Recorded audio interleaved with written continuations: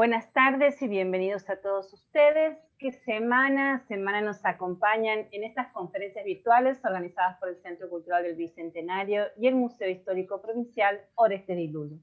Hoy concluimos el ciclo Los pueblos del interior de Santiago del Estero, historia de su formación, con la conferencia La experiencia agrícola judía en Colonia Dora, en los años 1911 y 1924, a cargo del profesor Emanuel Barrientos Orovitz.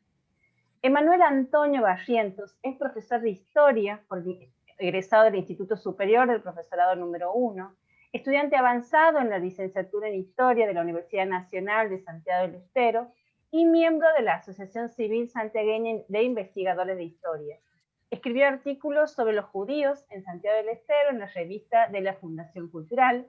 Fue distinguido en el año 2019 en el concurso llevado a cabo por la DAIA y el Banco Galicia en Buenos Aires con el trabajo El Holocausto, una mirada histórica y reflexiva de una tragedia mundial. Les recordamos que las preguntas podrán ir realizándoles a través del chat y el discentante las responderá al final. Les cedo la palabra al profesor Emanuel Antonio Barrientos. Muy buenas tardes. Habilite su micrófono, por favor. Buenas tardes Ana, gracias por la presentación y buenas tardes a todos los oyentes. Le doy las gracias primeramente al Centro Cultural Bicentenario por darme un poco la oportunidad de hacer conocer este trabajo que básicamente culmina una serie de trabajos sobre el interior de Santiago del Estero y más específicamente sobre la historia agraria, que es un campo de la historia que se está empezando a abrir en Santiago del Estero. En este caso voy a desarrollar un poco la historia agrícola de la Colonia Dora, que se conoce como Colonia Dora, que fue una colonia que se creó a principios del siglo XX y que tuvo vigencia y que tuvo cierta preeminencia a partir de la llegada de judíos colonos a partir del año 1911. Entonces la idea es un poco recorrer cómo han sido las peripecias de estos primeros colonos que intentaban sobrevivir, de hacerse de su tierra propia para trabajarla, y cómo han ido deviniendo en una especie de fracaso, si se quiere, después de 10 años de colonización. Así que ese es el tema central que vamos a abordar. Y bueno, básicamente vamos a empezar primero por ver un poco las diapositivas para empezar a desandar el camino.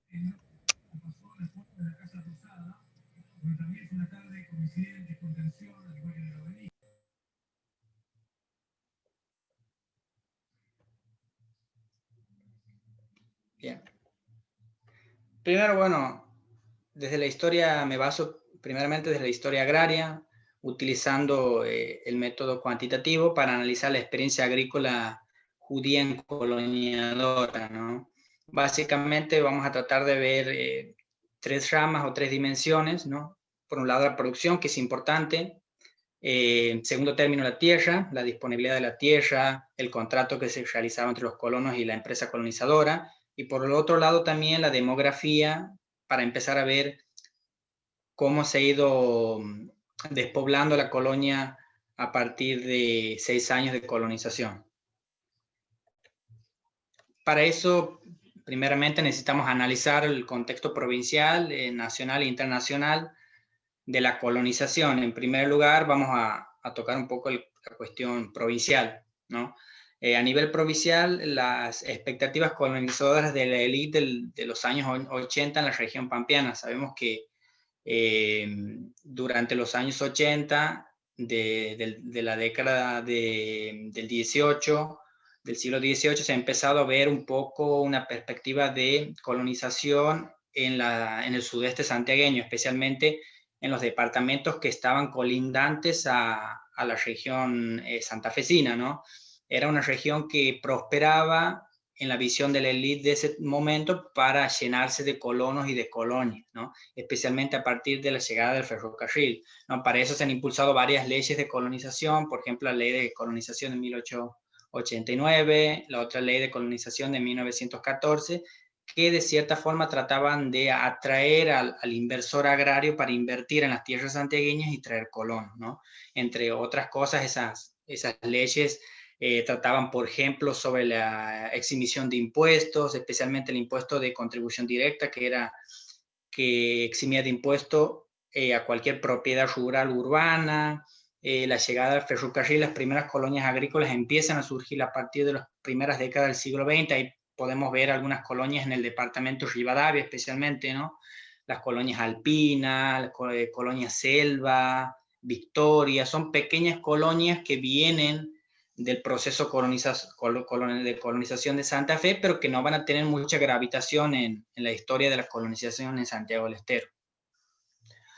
Pero principalmente me quiero puntualizar en un tipo de colonización que lleva a cabo el empresario agrario Antonio López Agrelo en el departamento Avellaneda a partir de la compra de casi 40.000 hectáreas en una zona histórica cerca del río Salado, ¿no? Cerca de la zona del Bracho, la zona de Icaño, eran zonas de frontera muy importantes durante el siglo XIX, y compra 40.000 hectáreas con una firme convicción de formar una colonia agrícola, ¿no? Recordemos que Antonio López Agrelo tenía colonias agrícolas en Santa Fe y había hecho una inversión agraria en la provincia de Santa Fe, tenía experiencia, y yo digo que es una visión progresista porque tengamos en cuenta que durante el siglo XIX la mayoría de las inversiones que se realizaban en Santiago del Estero iban con fines de extracción del quebracho colorado, de la cuestión de la explotación forestal.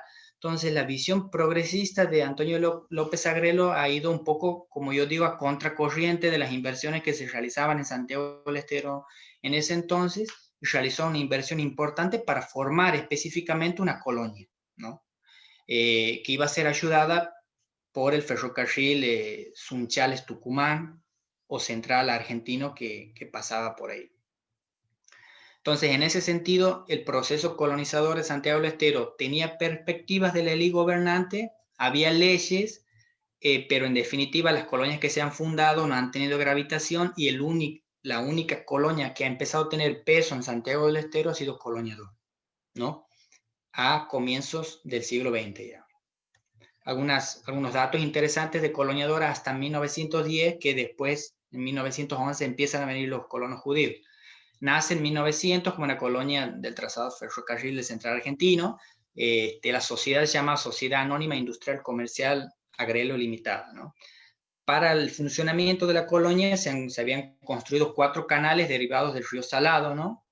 En 1902 se empieza a vender y arrendar los lotes a diferentes inmigrantes a plazos. Tengamos en cuenta que el tipo de la colonización estrictamente, porque en Santiago del Estero hay muchas localidades que llevan el nombre de colonia, pero en realidad no han sido una colonia como se entendía para ese momento. Colonia era un empresario agrario, invertía en una tierra con la intención de dar facilidad a los inmigrantes para su asentamiento. ¿Facilidades en qué términos? Se le arrendaba o se le vendía una tierra a plazos, a pagar a plazos. Por ejemplo, anualidades de 10 anualidades de un determinado monto, dependiendo, por ejemplo, del precio de la tierra a la cual había vendido. Esas eran las facilidades y la conceptualización de colonia de ese momento. Entonces Agrelo ha invertido, ha construido canales, ha parcelado la tierra y ha empezado a llegar diferentes colonos, especialmente italianos y españoles, y ha empezado a arrendar, y la colonia ha empezado a prosperar, ¿no? En 1906, por ejemplo, había cultivado 2.133 hectáreas entre cereales, viñas, legumbres y alfalfa, ¿no? Que la alfalfa era un producto que se vendía mucho en ese entonces. En 1909 se adhiere a la ley de colonización, que quiere decir que Antonio López Agrelo pide al Ejecutivo que se considera coloniador como una colonia propiamente dicha, y se le eximía de impuestos que he hablado anteriormente, especialmente el impuesto de contribución directa. Entonces, hasta 1910, la única colonia más o menos próspera, Colonia Dora, era una colonia con regadío y que tenía cierta prosperidad, y era la única reconocida de la provincia como colonia, ¿no? Estamos hasta ahí. Ahora vamos a tratar de ver en qué momento la colonización judía empieza a converger con coloniadora. Para eso, bueno, aquí por ejemplo está el plano de coloniadora. Este plano es llevado a cabo y confeccionado por Antonio López Agrelo. Bueno, entre otras cosas podemos ver las dimensiones, podemos ver en color rojo, no se ven, no sé si se puede apreciar bien, en color rojo los canales derivadores, que son 4 canales derivadores, 2 derivan del Salado y otros 2 del canal Rans, y las secciones, ¿no? La sección oeste, la sección este, y ahí vemos una típica colonia con las diferentes parcelaciones que se hacen del territorio, ¿no? Con cuadritos están los diferentes parcelas que van delimitando la colonia y que después se terminan arrendando y vendiendo a los colonos. Aquí está el pueblo de Icaño, también se nota un poquito. Incluso se nota también en la parte izquierda el Bracho, el pueblo del Bracho, pueblo histórico de la frontera de Santiago del Estero. Entonces, de esa forma, Coloniadora ha empezado a parcelar a la tierra, a vender y a arrendar. Aquí son algunos de los puentes que ha construido Agrelo. Estas son algunas de las bocatomas, una inversión de 800.000 pesos nacionales, que no era poco para ese momento, 4 canales derivadores que tenían 70.000 kilómetros cada uno. Otro de los canales también de esa época, esta es una foto del 1913. Esto es un contrato de compra y venta que la empresa colonizadora judía va a seguir casi los mismos términos y artículos, ¿no? Antonio López Agrelo vende a tal persona una parcela de tierra, pagar en tantas anualidades, y ahí consignaban los deberes y que asumía cada uno de los colonos que iba a arrendar, comprar la tierra, ¿no? Esto es un contrato en este caso, de la empresa colonizadora de Agrelo, no de la empresa colonizadora judía, que ya vamos a entrar en ese tema. Ahora entramos estrictamente cómo convergen los colonos judíos con coloniadora. En primer término tenemos que hablar de la Jewish Colonization Association, que era una empresa colonizadora filantrópica, por cierto, fundada por el barón de Shears para el rescate y asentamiento de judíos agricultores arraigados a la tierra, ¿no? En este sentido, barón de Shears era un judío alemán que había amasado bastante fortuna en Europa a partir de la construcción del ferrocarril, y que por sobre todas las cosas tenía un sentido y una idea filantrópica. Ayudaba mucho a los judíos que se encontraban en Turquía, que se encontraban en el Imperio Ruso pasando padecimientos, conjuntamente con su esposa Clara. Y yo he anotado 3 ideas fundamentales que suceden en la vida del barón de Shears que hacen que funde esta sociedad colonizadora. En primer término, la herencia.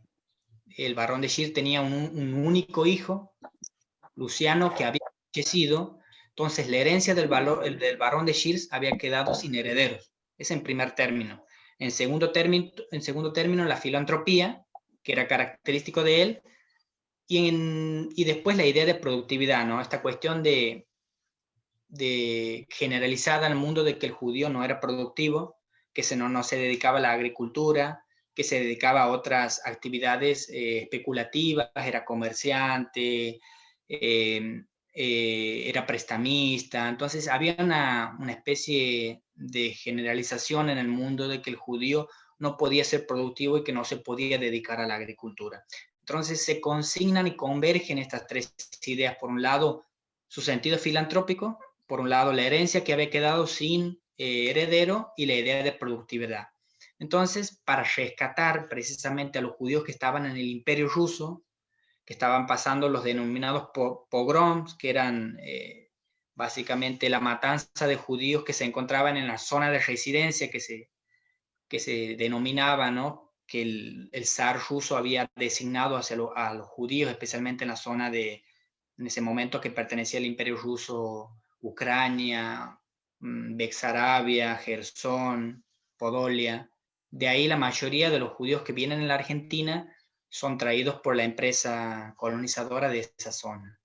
Entonces, ¿cuál es el país que propiciaba grandes tierras productivas y que podía llevar a cabo esta acción? Y bueno, Barón de Chire piensa en Argentina a partir de diferentes sucesos que habían sucedido, entre esos el informe que le manda el doctor Guillermo Lovental también sobre el padecimiento que pasaban algunos judíos aquí en Argentina. Y bueno, la Argentina terminó siendo el país privilegiado, primero por las cuestiones geográficas y segundo por las cuestiones políticas, ¿no? No había antisemitismo, era un país abierto hacia la inmigración, tenía una ley de colonización y bueno, las cuestiones geográficas, grandes pampas, húmedas. Eso también algunos de los errores que comete el Barón en primera instancia. Creía que la Argentina en su totalidad era fértil y después va a terminar dándose cuenta a través del error ya que había una zona muy privilegiada que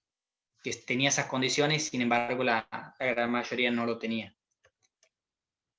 Ahora vamos a ver, una vez que la empresa colonizadora, la Jewish Colonization Association, recluta a los colonos judíos del Imperio Ruso, los trae a la Argentina, les designa parcelas y firman un contrato, ¿no? Este contrato era una promesa de venta. Esto hay que tener muy en claro porque el colono, en primer lugar, tenía que pagar anualmente, una vez colonizado, el precio de la tierra más los gastos de asentamiento. ¿Qué son los gastos de asentamiento? La casa, los animales, las herramientas agrícolas, más un interés del 4%. Hasta tanto el colono no haya pagado toda su deuda a la empresa colonizadora, la tierra, la casa, los animales, todo pertenecía a las Jewish. El colono podía trabajar tan solo con las fuerzas propias y ayudado por su familia. No podía contratar trabajadores externos y si lo tenía que contratar, lo tenía que hacer pidiendo permiso a las Jewish, ¿no? Entonces, en primera instancia, la tierra se le da al colono, el colono tiene que pagar la tierra, más los gastos de asentamiento, y es una promesa de venta. ¿Qué quiere decir? Que una vez que el colono paga todas las anualidades, que iban de 12 a 20 años, recién se le dan el título de propiedad. Esto es importante porque también va a tener gravitación en coloniador, ¿no? Y va a tener conflictos importantes también en otras colonias, ¿no? Ha sido muy criticado a veces por algunos colonos de otras colonias, las colonias Mauricio, Clara, San Antonio, que son las colonias más antiguas, Moncesville, en Santa Fe, porque por las responsabilidades que tenía el colono, ¿no? Por ahí muchas veces la tierra no rendía y no podían pagar las anualidades que le pedía la empresa colonizadora y muchas veces los colonos se tenían que ir. Eso es importante, es una promesa de venta lo que se contrataba entre las Jewish y los colonos. Aquí vemos algunas colonias que se han formado, por ejemplo en Buenos Aires, Mauricio, en La Pampa, Narcis Levin, bueno, en Entre Ríos ha habido Santa Isabel, Ucenville, en Santa Fe, en Moncesville, que es la más importante, Montefiore y Santiago del Estero, coloniadora. Ahí dice 1912, pero en realidad no se funda en 1912, está mal eso.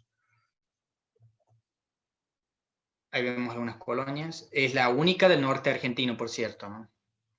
Colonia Dora es la única colonia fundada por las Jewish en el norte argentino. Después había otras colonias independientes en Chaco, que son en gran mayoría derivadas de Colonia Dora.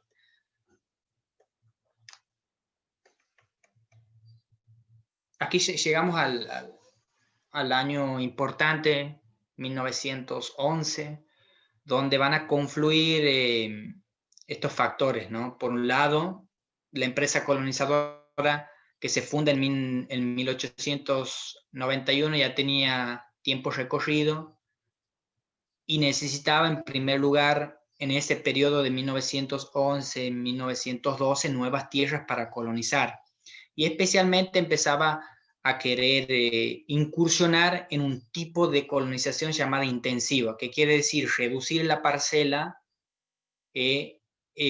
parcelas pequeñas, y para eso, por supuesto, necesitaba también una tierra que tenga disponibilidad de agua constante, y Colonia Dora poseía riego. Entonces, una de las opciones que ha elegido en ese caso era David Cases, que era el presidente en ese momento de la Shewis en Argentina, ha elegido Colonia Dora. Colonia Dora, por un lado, era una colonia que poseía riego, como les digo, y también tenía cierta prosperidad, ¿no? Entonces, ¿qué hace? Agrelo le ofrece a la empresa colonizadora la compra de sus campos. En primera instancia le ofrece 40.000 hectáreas, que era la mayoría de las parcelas que tenían Colonia Dora. Y ahí, en esa confluencia, se funda la colonia rusa, que le llaman los santiagueños y la élite de ese momento le llaman, para diferenciar de Colonia Dora, porque está la Colonia Dora, que es de Antonio López Agrelo, y después está la Colonia Dora o Colonia Rusa, que pertenece a la Jewish Colonization Association. Entonces, tenemos esa confluencia en el año 1911. Algunos datos importantes para tener en cuenta. ¿Cuándo se funda Colonia Dora? ¿Cuántas hectáreas tenía? ¿Quiénes vienen? ¿Quiénes son los colonos que vienen? ¿Cuáles son las facciones que se dividen?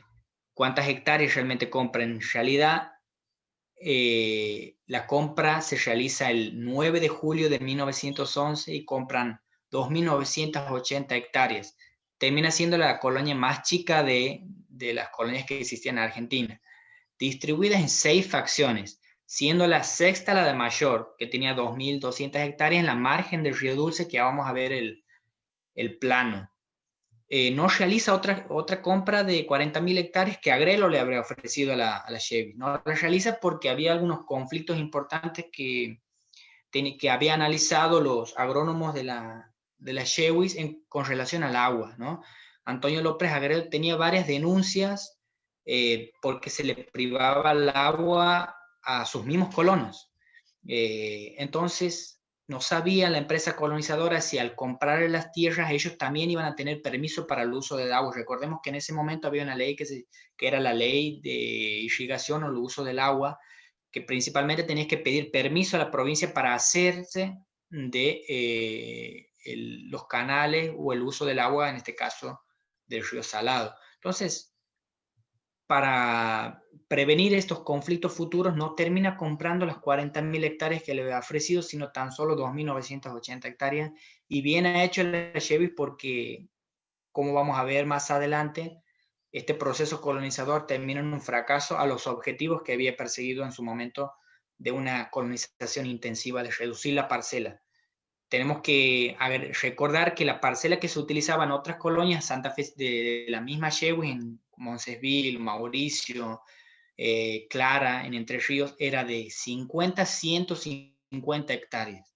En cambio, en Colonia Dora se había pensado en la colonización intensiva, como les digo, una parcela de 25 a 40 hectáreas.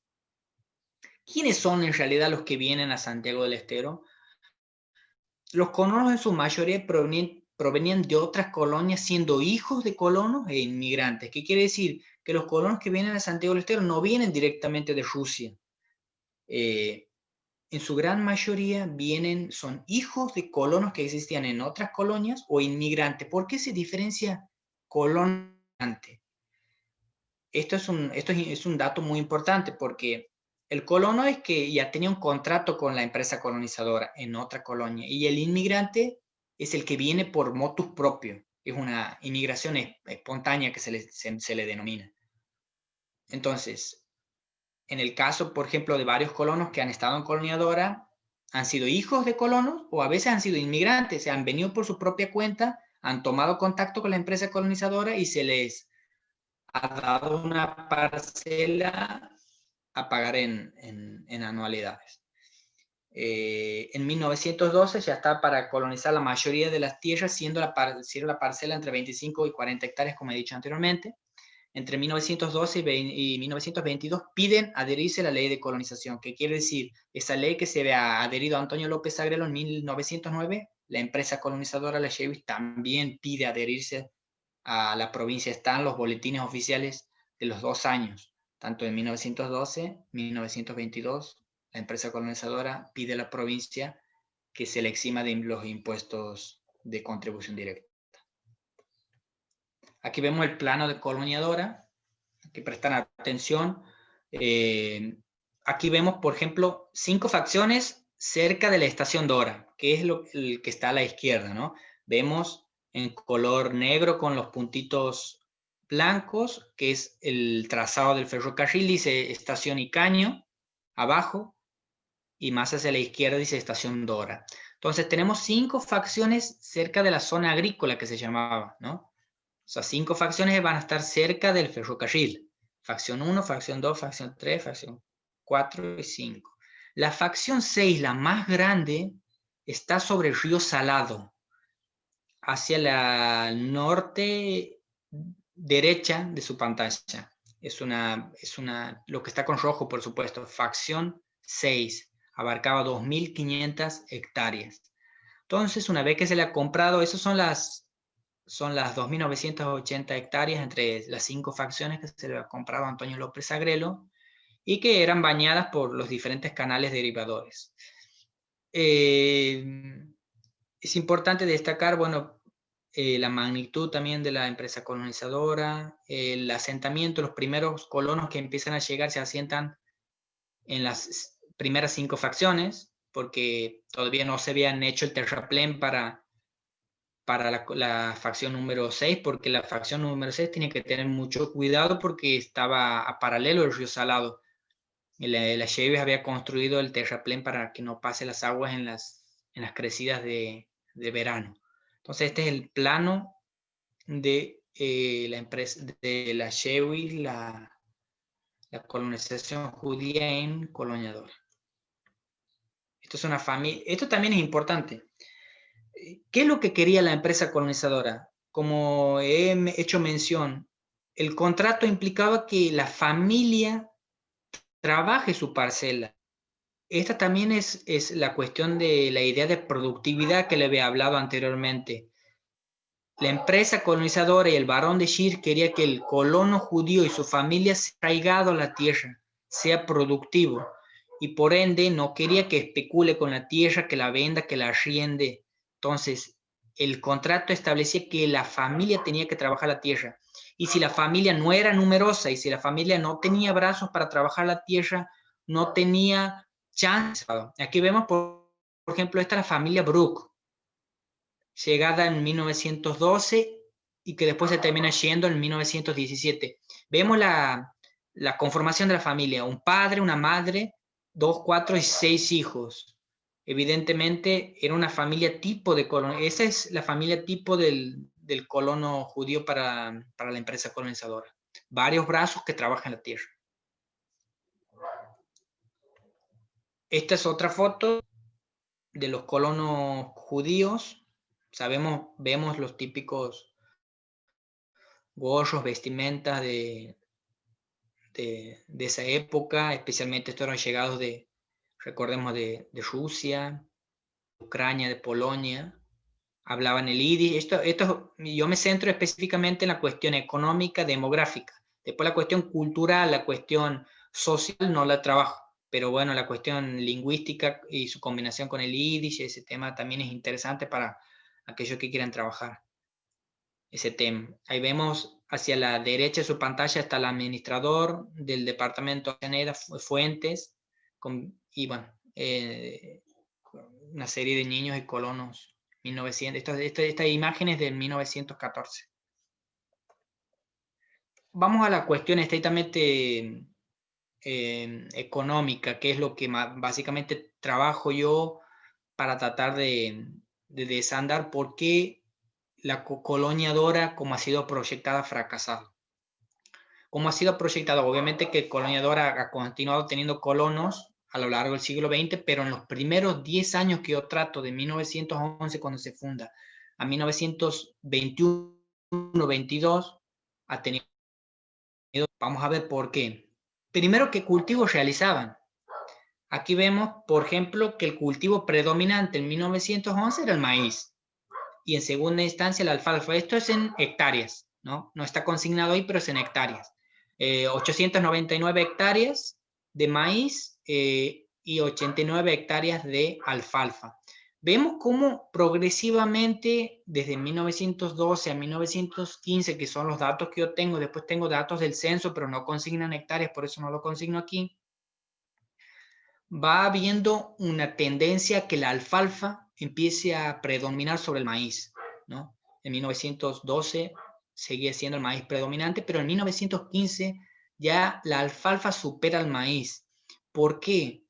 En primera instancia, porque era más resistente la alfalfa para el clima santiagueño de esa época, se podía hacer varios cortes al año, y el maíz era muy propenso a las langostas, a la manga de langostas, que va a ser una cuestión muy importante para los colonos, que también va a ser una de las causas que la mayoría de ellos se vayan al poco tiempo.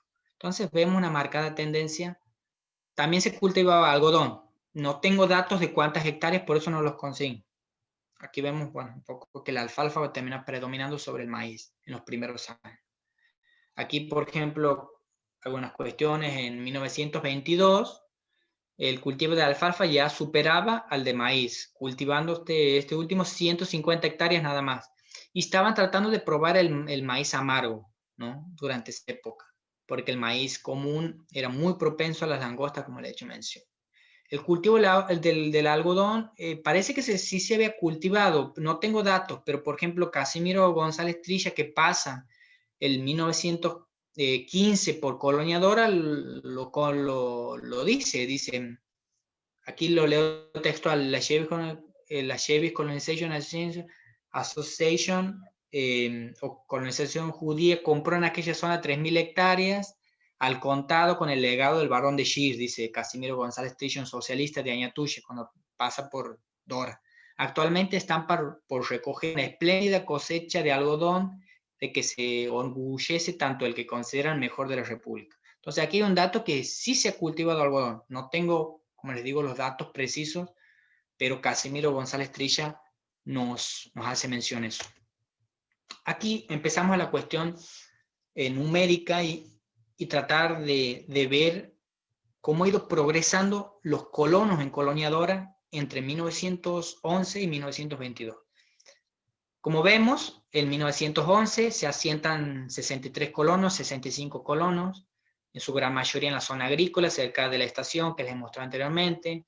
En 1912 se termina de asentar las 2.200 hectáreas cerca del río Salado, y se termina definitivamente el proceso de colonización con 83 colonos, con sus familias, ¿no? 83 colonos con sus familias, que eran más o menos 500, 600 almas.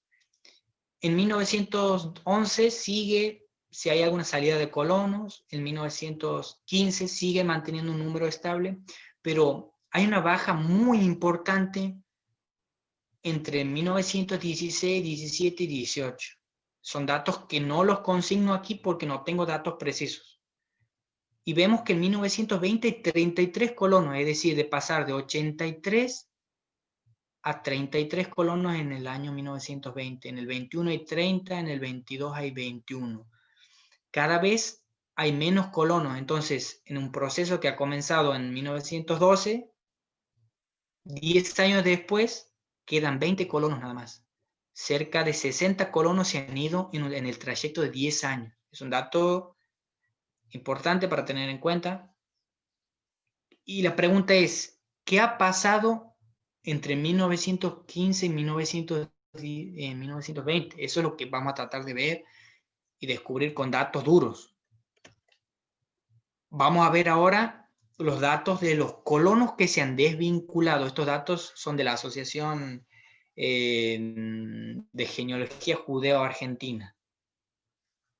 Miren, estas son las salidas de colonos que se desvinculan. En 1912, cuando ya estaba completa el proceso de colonización, 4 colonos se van. En 1913 se van 2, en 14 1, en 15 3, en 16. Ahí empieza el proceso de desvinculación de los colonos de Colonia Dora. 11, 1900, esos son los datos que me ayudan a entender el cuadro anterior. 1916, 11, 1917, 10 colonos se van, en 1918 se van 20 colonos. En 1919 se mantiene el número hasta el 22, pero también es un dato que vamos a ver también coincide con diferentes catástrofes que suceden climáticas en Colonia Dora. Son datos que coinciden perfectamente en los años de 1916-18, catástrofes, sequías, inundaciones, y en 1922, sequías también, y una inundación. Entonces vemos cómo progresivamente, y especialmente en esos 3 años, se van cerca de 40 colonos de Colonia Dora. Dejan la colonia, abandonan la chacra. Entonces concluye que las causas son, por un lado, climáticas, las causas del agua, la infraestructura y la tierra. Es un cuarteto que yo he resumido aquí. Vamos a empezar a desandar. ¿Cuáles han sido las causas? En primer lugar, no había suficientes diques para retener el agua. Una parte se regaba bien y la otra parte se regaba mal. Esto es constante en los colonos. Campos salinos infértiles. Había campos, chacras que eran muy salinos, no se podía cultivar. Esto también es una constante, la cuestión del agua potable. En ciertas zonas de Colonia Dora no había agua potable ni para beber. Las sequías prolongadas, especialmente en 1916-1917. Eso justamente coincide con la salida de los 40 colonos. Esto es una anécdota importante que lo cuenta Norman en su libro sobre la historia de la Chevis, que obviamente durante estas inundaciones, estas sequías, de 1916 y 1917, los colonos piden ser colonizados en otras tierras. Telegrafían a Buenos Aires, donde estaba el encargado central de la empresa de colonizador, no les da mucho bola, si se quiere. Después van y tratan de hablar con el administrador de la colonia, que era aquel que hacía de nexo entre el presidente y los colonos de diferentes colonias. Lo tratan si se quiere, de prepotear. Se arma un conflicto policial importante en ese momento. Interviene Enrique Digman, el socialista, y las aguas se calman. Y en ese periodo se van todas las familias que he mencionado anteriormente, que eran 40 familias. Una especie de sedición se da en Colonia Dora durante ese año, especialmente con las sequías de 1916-17.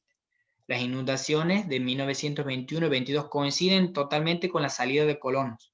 Los diferentes tragedias, si se quiere, o climáticas que suceden durante esa época. Y obviamente la manga de langostas, que era muy periódica. No suceden todos los años, pero eran muy periódicas. En 1917, 21, 22 suceden las mangas de langosta, que los colonos cuentan incesantemente en los diferentes testimonios, que trataban de ahuyentarlas con ruidos, con golpes de cacerolas, pero se llevaban todo. Vamos a tratar de confirmar estos datos que yo he dado aquí. Las fuentes. Esto lo dice un informe de la Chevis en el año 1922. Dice: el dique que defiende parte de la colonia contra las inundaciones del Salado se rompió a lo largo de varios metros, dejando pasar las aguas que inundaron los lotes de una docena de colonos. Afortunadamente pudimos intervenir a tiempo para evitar el daño, reparando la represa y asegurando el flujo de agua.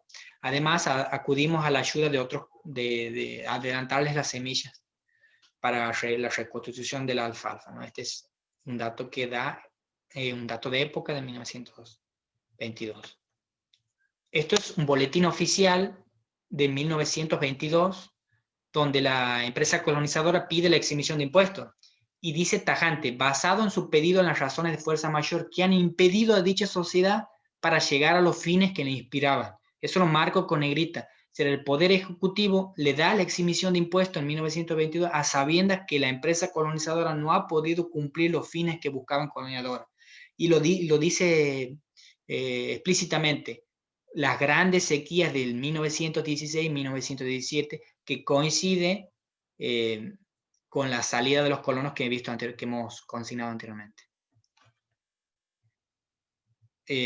Algunos testimonios orales, por ejemplo, Eva Rosenthal, que es descendiente de uno de los primeros colonos, dice: mi familia estuvo poco tiempo, pidieron ser colonizados en 1911, surge como colonia en tal lugar.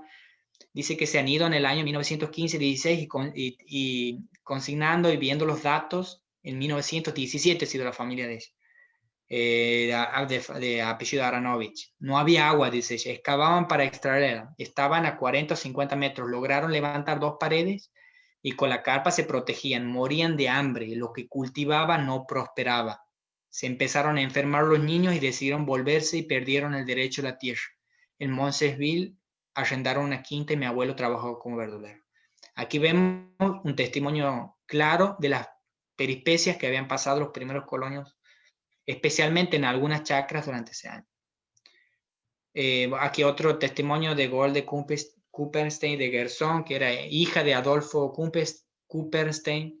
Bueno, ella dice, mi vida estaba sujeto entre chañares, mistoles, agarrobos, muchos cactus, miseria y desolación en las tierras anteñas insignadas por la aridez de su suelo y la pobreza de sus pobladores, las frecuentes sequías, eventuales inundaciones y las demoledoras invasiones de langostas, una plaga destructiva que asolaba periódicamente, destruyendo todo su paso, desanimaban al más valiente y esperanzador de los colonos.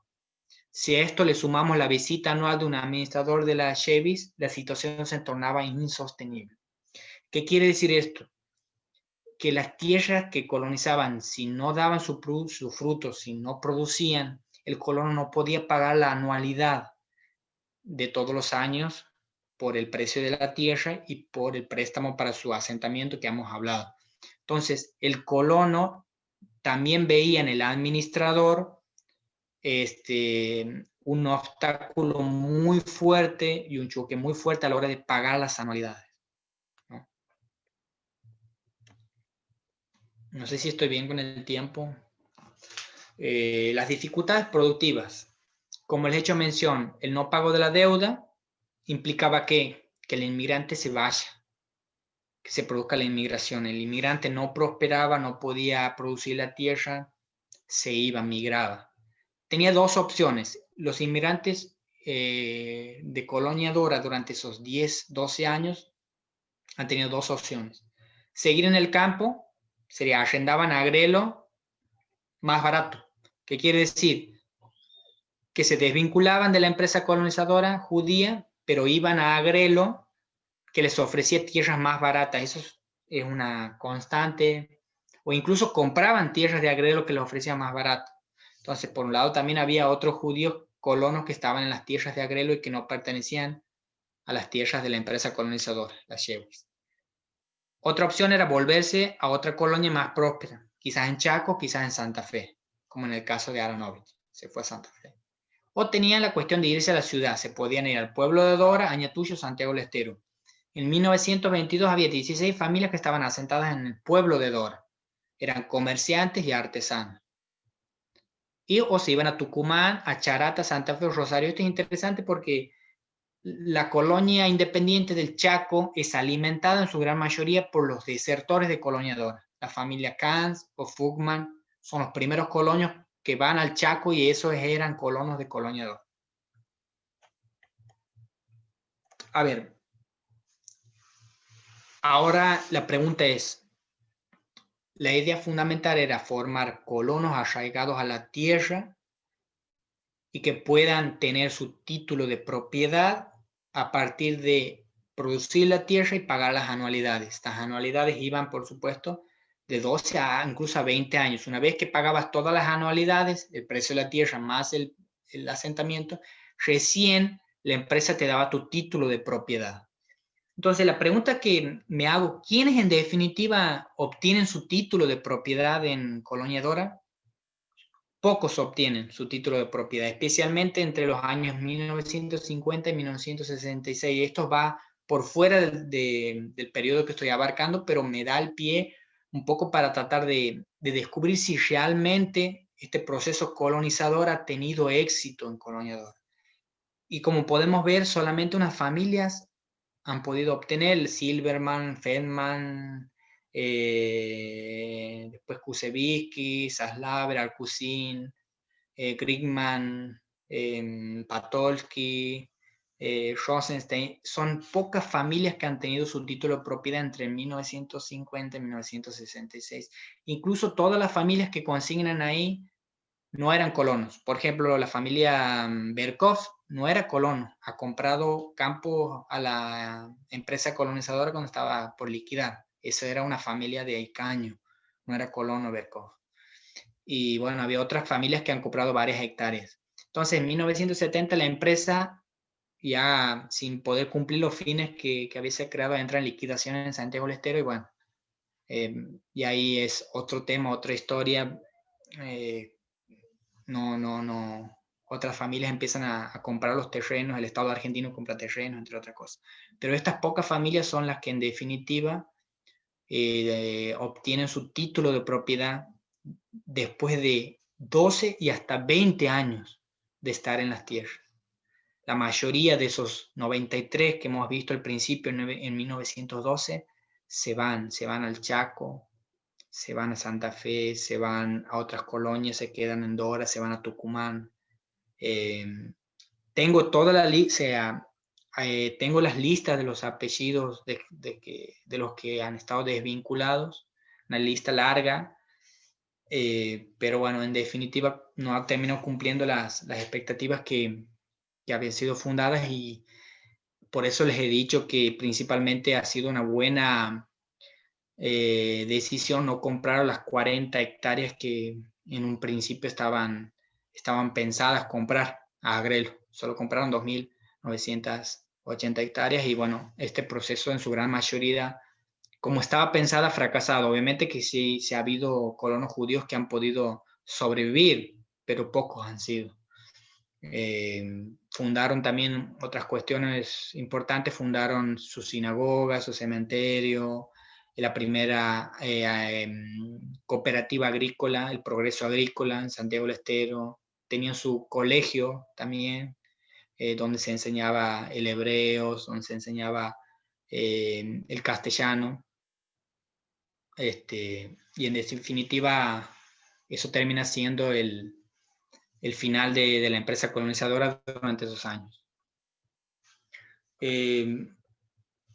Ahora también les quería mostrar un pequeño video que lo publicó en primer momento el Centro de Investigaciones de AMIA, Mark Turkov, está en YouTube, es un video sobre la colonia Dora durante los años 1925, donde más o menos muestra algunas visiones o escenas de cómo el colono trabajaba la tierra, de cuál era la administración, donde se pagaban las anualidades. No sé, eso les quiero mostrar ahora. Voy a dejar de compartir el PowerPoint.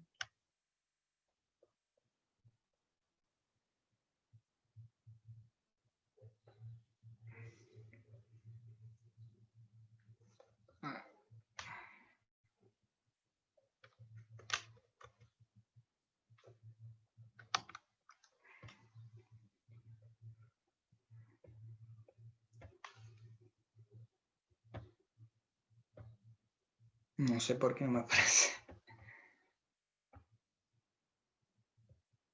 Aquí lo tengo.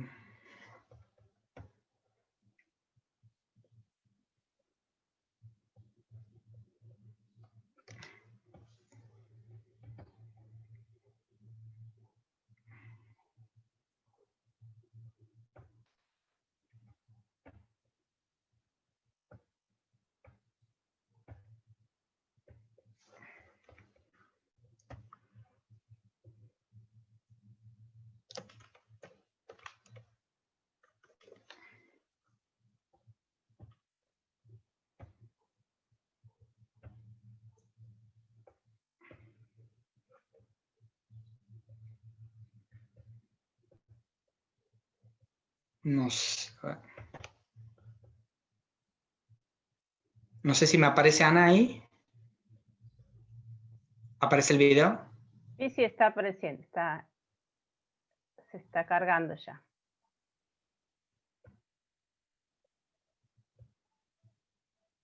¿Aparece? ¿Ahora sí? Sí, Bueno, aparece. ahí vemos el plano colonizadora, un poco las hectáreas que... Este es un video realizado por Max Glucksmann, también es un judío que vino de Europa, que es uno de los pioneros del cine en Argentina y pasó por colonizadora. Este es un archivo que estaba en las colonias agrícolas en AMIA, que está en YouTube también.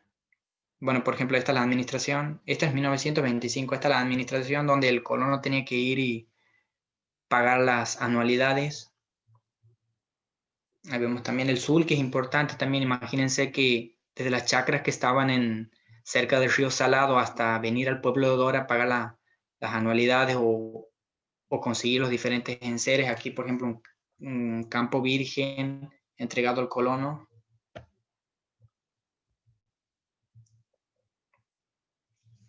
Y un poco trata de mostrar un poco el algodón que se cultivaba en este periodo, como les digo, está fuera del que yo estoy trabajando estrictamente, pero bueno, ahí vemos cómo se cultivaba el algodón. Recordemos que obviamente que este video es muy intencionado, ¿no? Tratan de mostrar lo mejor de Dora, las mejores chacras seguramente, las más prósperas. No sé si me animaría a decir que uno de los primeros filmaciones de Santiago del Estero que existen, una de las primeras, otros campos de algodón. Voy adelantando un poquito porque, bueno, ahí van llevando hacia los galpones para después comercializarla por el ferrocarril de la estación de Dora.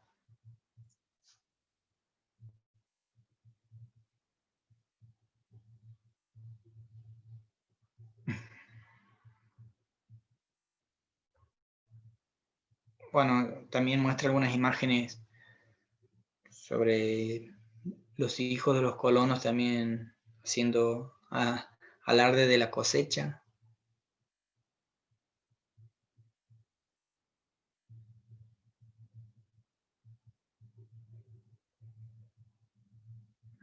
Como les digo, el algodón en el periodo que abarco no ha tenido mucha gravitación, pero después, desde 1920, se ha empezado a hacer más común la fiebre blanca, como se llamaba. Aquí seguramente vemos los canales, que las fotos que yo les mostrado anteriormente, los canales de derivadores, de las bocatomas, los controles de agua. Obviamente que, por supuesto, como les digo, este video está intencionado, muestran las condiciones que estaba, pero también tenían sus defectos.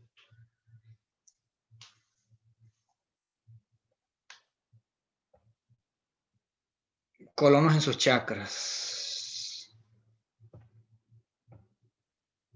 Bueno, esta típica chacra, la casa tenía un galpón de zinc donde se ponía la cosecha. Había caballos, tenían ganado, pero eran para los trabajos, era para el consumo doméstico más que nada. No era un ganado para la comercialización. Eh, Imaginemos que son chacras que están alejados del pueblo de Dora y en esa época especialmente. Seguramente aquí están en plena cosecha, trillando la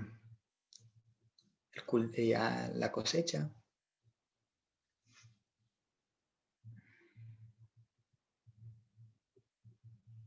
Esto tengamos en cuenta también que todo el proceso de colonización, de la evolución o involución de los colonos eran muy bien tenidos en cuenta y registrados por los administradores de la Chase. Tengamos en cuenta que esto era un presupuesto que tenía que salir de la sede central en París, del Consejo Central en París. Se realizaba el presupuesto anual sobre las chacras que habían de colonizar. Entonces era muy importante tener registro de cómo iba evolucionando las diferentes colonias. Qué colonos se salían, qué colonos prosperaban, qué colonos pagaban las anualidades, qué colonos se iban o abandonaban la chacra. Entonces, todo el proceso es muy bien controlado por los administradores, por el presidente en Argentina y por el Consejo Central en París. Evidentemente, bueno, aquí muestran las escenas más pintorescas de Colonia Dora. Aquí vemos ordeñando también.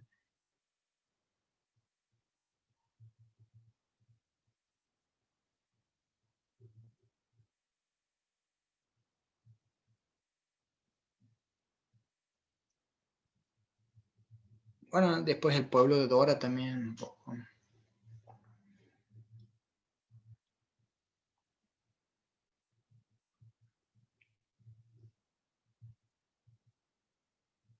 época.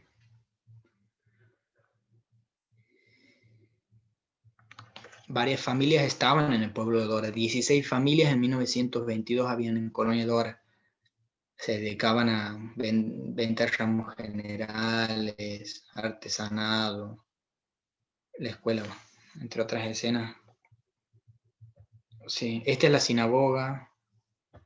Bueno, hay gente que trabaja, historiadores que se dedican más a esto. Por ejemplo, también lo tengo que mencionar a dos que me han ayudado mucho y que también hablan sobre Colonia Dora, Miguel Pajón y Guillermo Blugenmann. Ellos dos tratan también un poco sobre el IRIS, han investigado sobre la vida en Colonia Dora, sobre las sinagogas, y que cabe mencionarlos a ellos. Yo me centro más en la cuestión económica.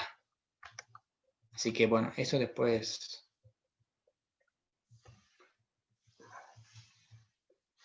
Dejo de compartir pantalla.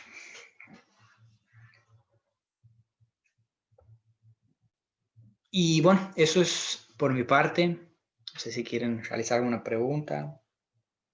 Tenemos una consulta aquí de Josefa Novas, nos dice, no solo los judíos, también había alemanes de Volga que tenían el mismo tratamiento por parte de Rusia, ¿no? Es como que le está consultando eso. Bien, bueno, buenísimo. Sí, sí. Es constante en los testimonios de los colonos judíos sobre el perseguimiento que han tenido en Rusia. Hay testimonios que habían familias enteras que han quedado en Rusia, que después no han tenido más contacto, o solamente venían los padres, venían solamente, los dejaban, los transportaban a Argentina solamente a los hermanos, los padres quedaban. Se realizaba también la denominada llamada, ¿no? Parientes que ya estaban y habían prosperado en Argentina, llamaban a sus parientes que habían quedado en Rusia, en Polonia, para venir a la Argentina. En ese caso, por ejemplo, en casos puntuales, el colono José Alperín, por ejemplo, es un testimonio que me cuenta específicamente uno de los colonos coloniadores. Lo llama Israel Weisburg. Israel Weisburg es el creador del pueblo de Weisburg, en Santiago del Estero. Él realiza la llamada, lo llama a Sofía Weisburg y a José Alperín para venir a Argentina. Bueno, René Eduardo nos dice, excelente trabajo de investigación, Emma. María Estela Campos, increíble el documento.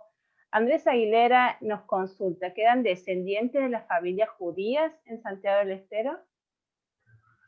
Bueno, quedan descendientes, sí. Si hay descendientes, no sé si tanto de los colonos, de los primeros colonos, no sé si tanto de los primeros colonos, pero en Santiago del Estero, en Añatuya, en Tucumán, quedan todavía descendientes.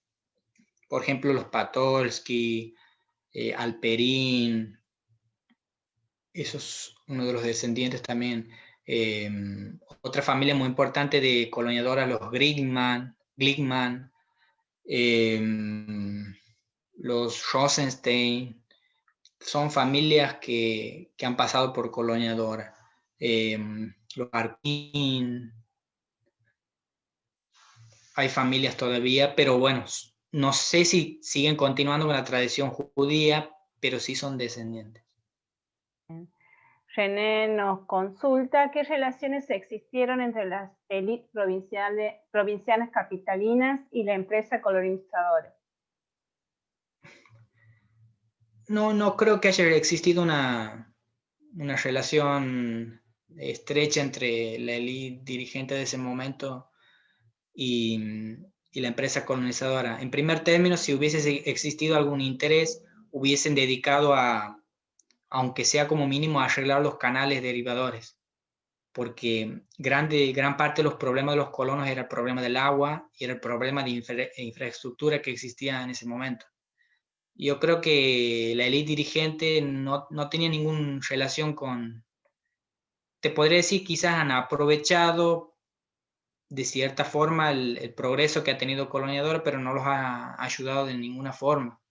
Incluso a Antonio López Agrelo dona los canales que surtían de agua Coloniadora, los traspasa al Estado vemos esos planos y los planos y las fotografías de los canales son precisamente de Antonio López Agrelo cuando dona los canales al Estado provincial. El Estado provincial se hace cargo de los canales, pero no hace ninguna modificación, no agranda los canales, no realiza nada para prosperidad de la colonia. No tengo ningún vínculo también, no he podido encontrar ningún vínculo entre la élite dirigente de ese momento, que estaba más preocupada por la explotación forestal que por la colonización agrícola. Muchísimas gracias, profesor. Aquí también nos preguntan, Andrés Aguilera, ¿está aún habilitada la sinagoga en Santiago del Estero? La sinagoga en Santiago no existe más. Como les digo, no es un tema que trato profundamente. Quizás hay otras personas que sepan mejor que yo sobre la sinagoga en Santiago del Estero. Historiador, como les mencionaba, capaz Miguel Pajón conoce más sobre el tema de la sinagoga, pero la sinagoga no existe más. Creo que en la década de 40, en la década del 50, se vino abajo y no existe más.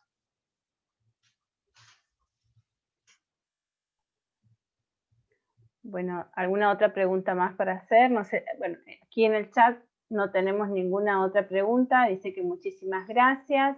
Por ahí nos están preguntando desde el Facebook, ¿cuál es el origen de los fondos de la empresa colonizadora? ¿Se conoce con certeza esa información? Felipe nos pregunta. Sí. La empresa colonizadora más o menos es la herencia del barón de Shirs. El barón de Shirs era un judío que pertenecía a la Europa occidental, que los judíos estaban un poco más liberados sobre las opresiones que vivían los judíos de Europa oriental, por los típicos procesos de liberación y emancipación de los estados, ¿no? De la democratización de los estados.